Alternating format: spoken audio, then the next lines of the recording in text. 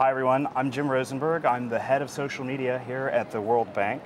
And I'm speaking with you today with your questions for Carol Civita, the philanthropist with Fundação Victor Civita, which supports nonprofit efforts in Brazil, especially around education. Carol, thanks for joining World Bank Live. It's a pleasure to be here with you, Jim. Thank you so much. Thank you. So we had a lot of questions online. We only have time for a few. The first one is about Brazil.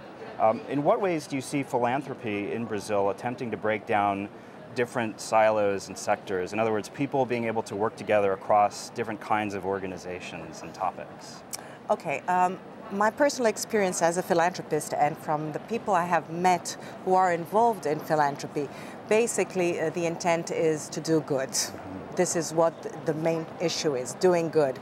And it should be implicit that there is no vested interest in philanthropy. And this is not, it doesn't apply only to Brazil, but to all philanthropy around the world. When you are a philanthropist, I understand that you open doors. You can navigate between the private, the public world, and you are the agent that brings the information of what is going out there with the NGOs, with the institutions. So philanthropists happily have had open doors in Brazil, and they can talk about what is going on in all sectors. So that open door, that's really about collaboration, isn't it? It is about collaboration. What has happened recently in Brazil in the last decade with the economic growth, we've seen the creation of more than 340,000 NGOs in Brazil. So this shows that the country is prepared for an economic growth, but it is also prepared for a social growth. And this is very important, and I think that the population starts to understand that. Now, the main issue at this moment is how do you bring all these institutes, organizations, and NGOs to collaborate with each other so that we become more effective and there is less waste of resources, all kinds of resources. So this is the challenge at this moment in Brazil. So how do you get that collaboration? For example, in the development community, we talk about coordinating across organizations. Do you have that kind of coordination?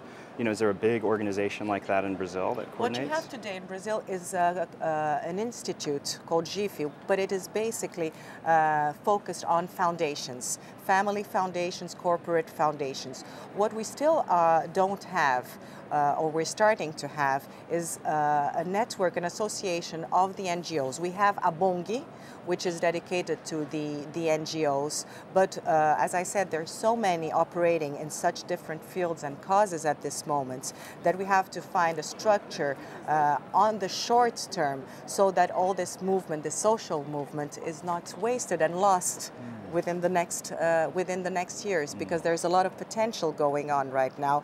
There are many private groups interested in investing in social causes in Brazil. Actually, in Brazil, Jim, we don't use the word philanthropy that much. Okay. We like to use the word social investment because we like to think long-term. And we try to avoid words like charity, benevolence. We try to focus on the social growth and have all these organizations become independent. And not needy anymore. Right. Okay. So it shifts from charity, really. There's a couple of more questions I'd like to get to. This one from Ghana. The question is, what do you think is the best approach for funding secondary education in developing countries? A lot of countries have challenges with education systems. I would like to use the example of Fundação Victor Civita. Fundação Victor Civita is dedicated to education, but I like to say that it is also more than just education. It is dedicated to something very important in our view, is teachers.